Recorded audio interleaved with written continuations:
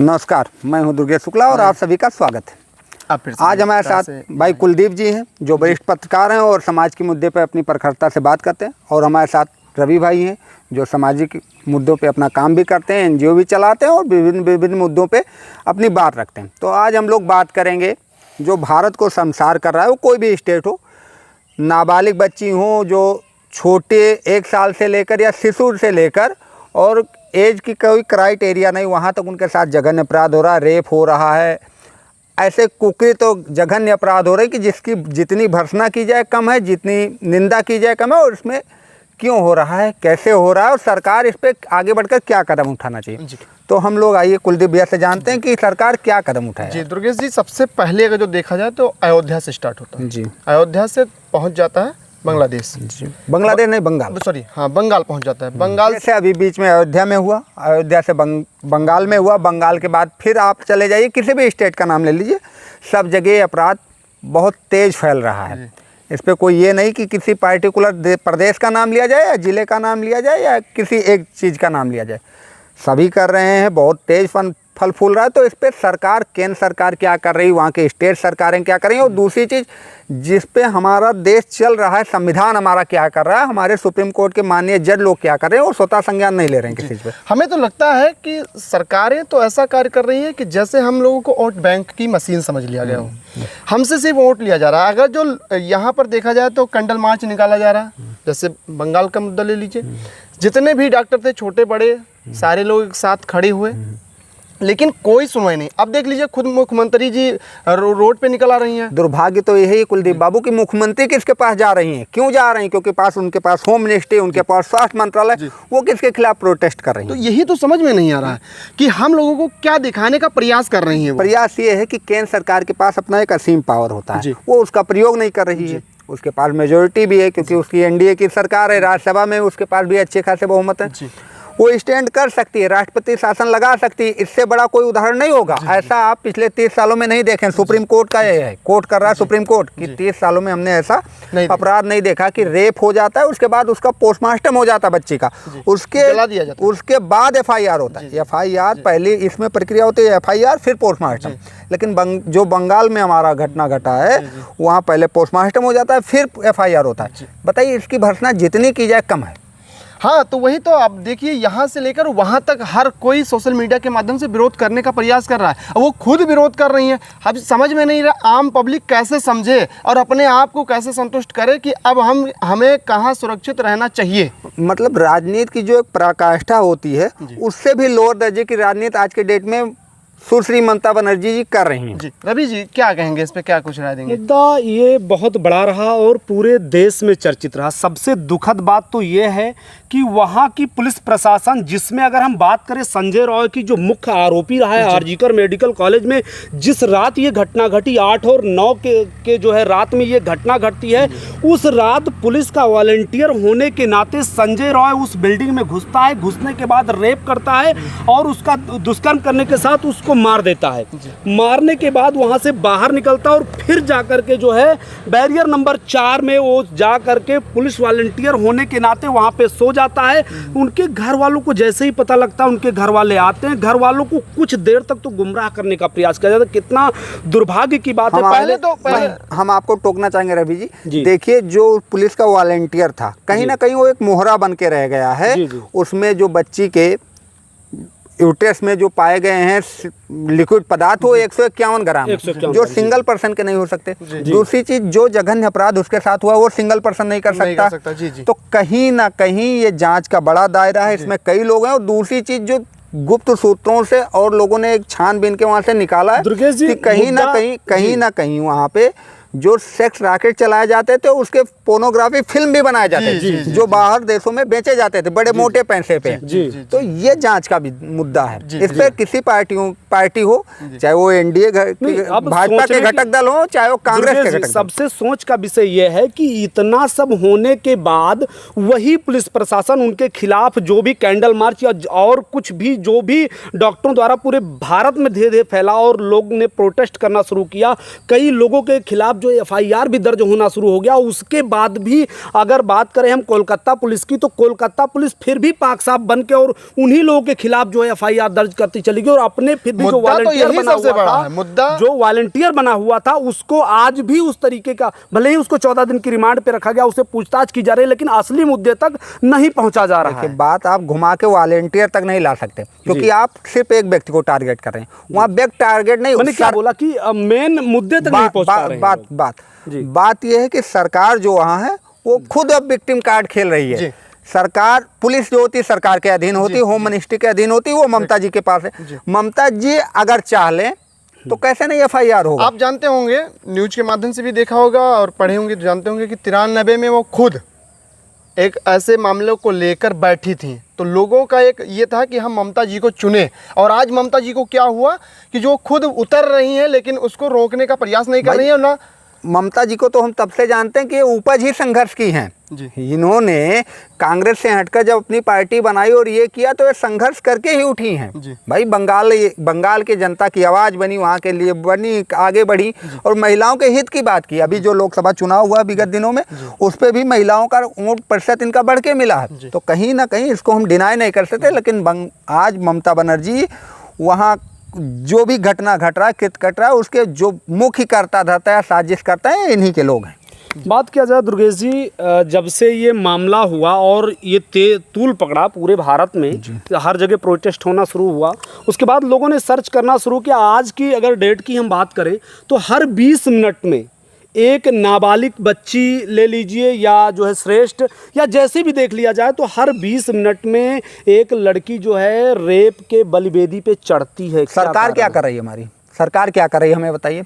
सरकार क्या कर रही है? बड़े बड़े मीडिया हाउस क्या कर रहे हैं? कैसे रोका जा सकता है? भाई इसके लिए कानून होना चाहिए कि हमारा 90 दिन के अंदर उसको हर हाल में सजा दिला देना है। कोई ऐसा नहीं होना चाहिए कि ये लोअर कोर्ट से लेकर सुप्रीम कोर्ट पहुंचते पहुंचते 50 साल 40 साल बीत गए। आपको बता दें, न्याय नहीं मिलता है। जी। अभी 92 में, शायद मुझे स्मरण हो तो 1992 में अजमेर शरीफ में घटना घटी थी। आप लोगों को शायद नहीं याद हो तो मैं स्मरण कराना चाहता हूँ। उसमें लगभग संख्या एग्जैक्ट नहीं, लेकिन हज़ारों बेटियों के साथ 11 साल से लेकर 20 और 22 साल के बच्चों के साथ रेप हुआ था। रेप करने वाले कौन थे? जो उस दरगाह के कर्ता धर्ता थे। वो आपका फ़ोटो बनाते थे, खींचते थे और खींचने के बाद फिर आपके, और ख़ास तौर से उनके टारगेट पे थी हिंदू लड़कियां। उसका जब मामला खुला, मामला खुलते खुलते अभी कुछ दिन पहले उसकी सज़ा आई।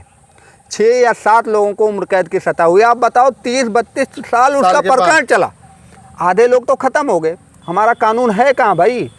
किस लिए है? सरकारें आती हैं, जाती हैं, बनती हैं, बिगड़ती हैं, लेकिन कानून बनाओगे किसके लिए? कब बनाओगे आप? हाँ, जब 20 साल 30 साल बीत जाएगा, कोई क्यों नहीं बनाते हो ऐसा सख्त कानून कि एक बार नजीर बन जाए? अरे हम कह रहे हैं, आप बात है चौराहे पे गोली नहीं मारने के लिए आदेश कर सकते हो, तो इतना तो कर सकते हो कि 90 दिन के अंदर उसको सजा मिलनी चाहिए। बिल्कुल, हर हालत में। जैसे ऐसे जघन्य अपराध कर रहा है, जो वो इतना उसका माइंड खुला है, तो उसको सजा भी उसके लिए उतनी ही खुली होनी चाहिए। और दूसरी चीज़, हमारे भारत में लोग कहते हैं लेकिन आप पोर्न देखो, यहाँ वीडियो चलता है, पोर्न देखता है, क्यों नहीं बैन करते आप? हाँ, यहाँ भी बैन करना चाहिए ना। सरकारें क्यों नहीं बैन करती? अपना राजस्व तो बढ़ा रही हैं। हम कहाँ जाएं? हमें सुरक्षा क्या है? FIR नहीं दर्ज होता है भाई साहब। ये बात ये हुई कि इतना हो रहा है, ये शांत कैसे हो? इसके लिए बस सीधा से एक ही फंडा है, सरकारों को ऐसा कानून बनाना चाहिए कि 90 दिन के अंदर, जिस दिन FIR पंजीकृत हो, उसके 90 दिन के अंदर ट्रायल होके और उसको सजा तक पहुंचा देना। तो देखा जाए, जब सरकार जैसे आम लोग हैं वो पुलिस चौकी जाती है, तो पुलिस चौकी वाले फिर आम लोगों के पास सीधा उनके ऊपर मुकदमा कर देते हैं। फिर ये कैसे नॉर्मल आदमी कैसे जी सकते हैं? बस एक ही चीज़ है, जब कानून आपका बन जाएगा वैसा कि 90 दिन के अंदर प्रावधान में जो आ जाएगा, ढांचे में फिट बैठेगा, 90 दिन के अंदर सजा हो जाएगा। जी। जैसे 1 दर्जन लोगों को ये होगा, नजीर बन जाएगा पूरे प्रदेश, और पूरे देश में किसी की हिम्मत नहीं पड़ेगी कि किसी को आंख उठा के देख ले। अब तो लड़के भी सुरक्षित नहीं है यार। बिल्कुल। अभी पश्चिमी में, हमारे देश पश्चिमी उत्तर प्रदेश में घटना घटी है कि वहाँ बच्चों के साथ बलात्कार हो रहा है, लड़कों के साथ। आप बताइए कहाँ जाएगा कोई भाई?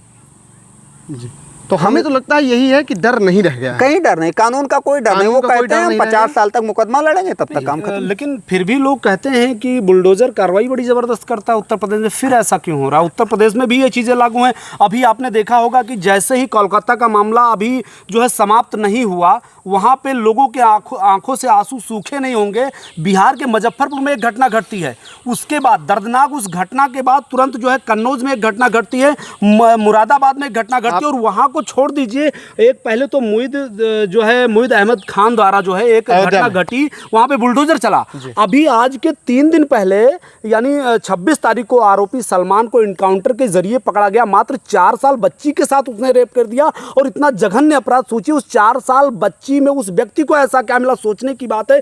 जो बच्चा खुद अपनी बातों को बयां नहीं कर सकता, ऐसे दरिंदे पड़े हैं जो उनको नहीं छोड़ रहे। इस पर क्या कहना चाहेंगे दुर्गेश शुक्ला जी? बात 100 की सीधी एक है, किसी भी स्टेट में होता है, कानून बनाता कौन है? कानून मेकर है कौन?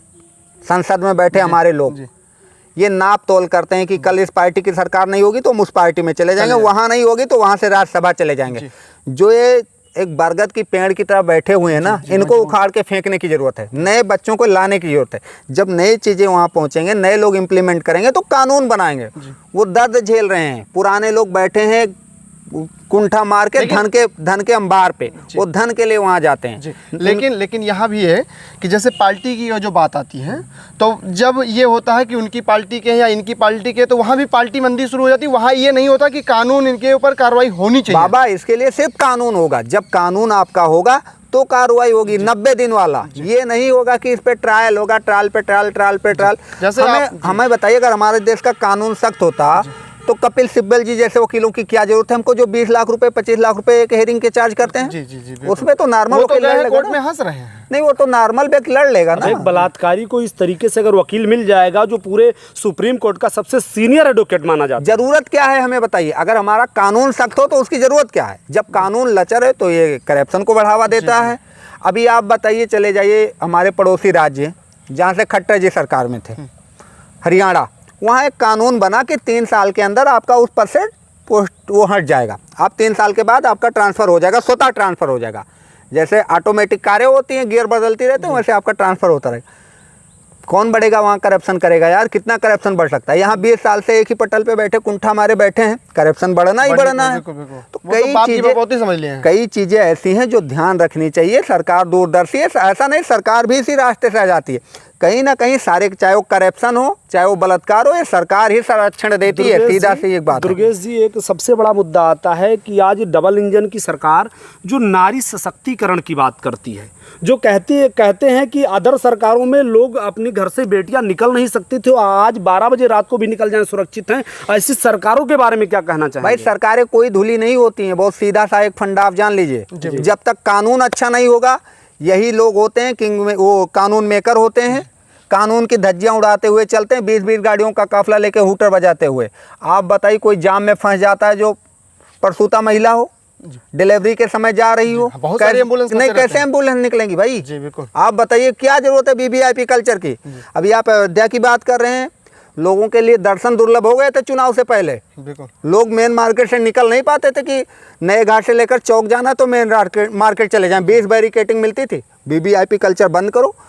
और दूसरी चीज़, आम नागरिकों की सुरक्षा के हित में ध्यान दो। ये नहीं चलेगा कि हमारी सरकारें होती है ऐसा कर। अरे बाबा, आप 10 साल से केंद्र में बैठे हो, कब बनाओगे कानून? क्यों नहीं बना रहे हो कानून? क्या देख रहे हो? जनसंख्या नीति क्यों नहीं ला रहे हो? बलात्कार पे इतना बड़ा जघन्य अत्याचार पूरे देश में हो रहा है, एक महामारी की तरह फैलता जा रहा है। क्यों नहीं बना रहे हो कि जिस दिन FIR हो उसी दिन से 90 दिन के अंदर हमको फांसी दे देनी? और हमें तो लगता है कि जैसे बहुत सारे लोगों का घर गिर गया तो उनको कोई फर्क नहीं पड़ता। जैसे पेपर लीक के मामलों को लेकर ले लीजिए, इतने सारे बार हो चुके हैं। यूपी पुलिस का पेपर चल रहा है हमारे समय, इस समय पहली बार जो लोग रिटायरमेंट के करीब हैं सर्विस में, वो लोग बता रहे हैं कि पहली बार कोई नजीर हुआ, ऐसा पेपर हुआ, नहीं तो आज तक नहीं हुआ था। IG, DIG, होम सेक्रेटरी सारे लोग फील्ड में हैं। पहले क्यों नहीं होते थे भाई? पहली बात तो DM गई है। जब सरकार की दिशा सही होगी, सरकार का इच्छा शक्ति दृढ़ होगा कि हमें कराना है तो करा लेगा। तो 100 की सीधी एक बात, अगर हमारा गृह मंत्रालय और केंद्र सरकार चाह रहा है कि कानून बने, लीपाप होती नहीं, तो कानून बनाना चाहिए। अगर इतने बड़े उस पर, अगर वो बंगाल में, राष्ट्रपति शासन नहीं लगाता है और कानून नहीं बनाता, तो हम सबसे बड़ा दोषी तो केंद्र सरकार को मानते हैं कि कहीं ना कहीं वो वोट की राजनीति कर रहा है बस। तो मित्रों, आप लोगों ने देखा हमारे तीनों भाइयों का जो विचार था वो हम लोगों ने रखा। आप लोग कमेंट में बताइए कि क्या सरकार सही कर रही है या गलत कर रही है।